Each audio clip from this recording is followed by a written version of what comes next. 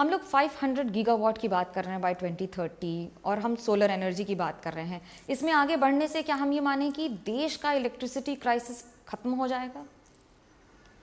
एक तो देश का इलेक्ट्रिसिटी क्राइसिस तो खत्म हो जाना चाहिए। इसके अलावा देश में जो टैरिफ है वो टैरिफ भी बहुत बड़ी मात्रा में कम हो जाएगा। आप समझ सकते हो इन 2012, 13, 11, 12 the tariff was 11 rupees solar tariff. Today it is 2 rupees 15 paisa, 2 rupees 20 paisa. एक तो capacity addition, decentralised capacity addition ये बहुत ज़्यादा हो रहा है। उदाहरण के लिए पीएम सूर्य घर के लिए जो हमने टारगेट रखा है, आज के दिन में nearly about more than 16 lakh connection हुआ है।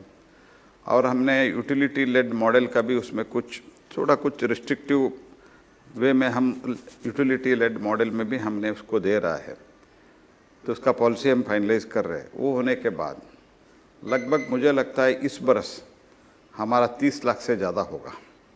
When we achieve 30 lakh, mean 30 lakh of the connection, the total at least there will be 10 gigawatt of the power generation from this distributed generation. Means around 30 lakh घरों में electricity generate होगा.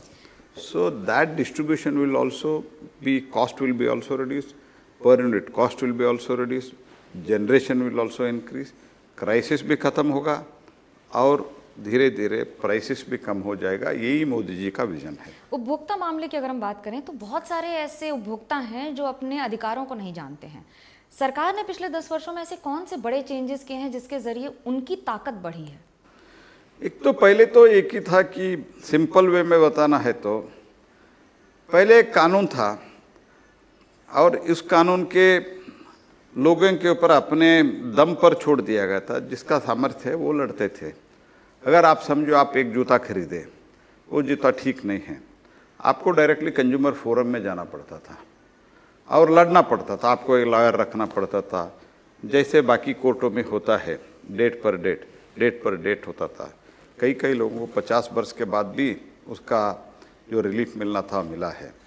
तो लोग तंग होकर, और जो बड़े बड़े कंपनी है वो कंपनी एक बड़ा लॉयर रखते थे, टाइम लेते थे।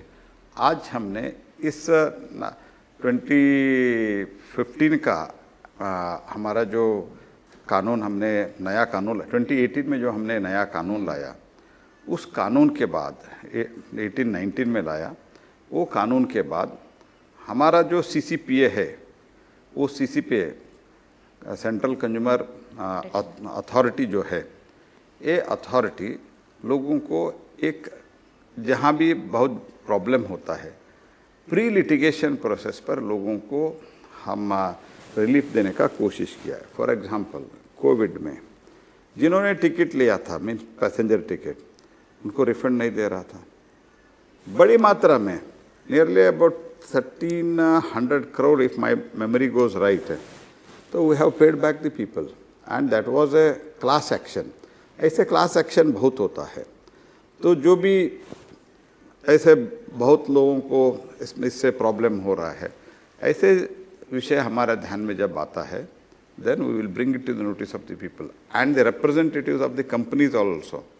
दे आर इन दिस CCPA जो एडवाइजरी वगैरह सिस्टम है, वो लोग एक नोडल ऑफिसर अपॉइंटमेंट करते हैं। Our people will speak to those nodal officers. Majority of the problems are now being solved at that level only. आप पैसा दे के लॉयर रखने का आज नौबत नहीं है।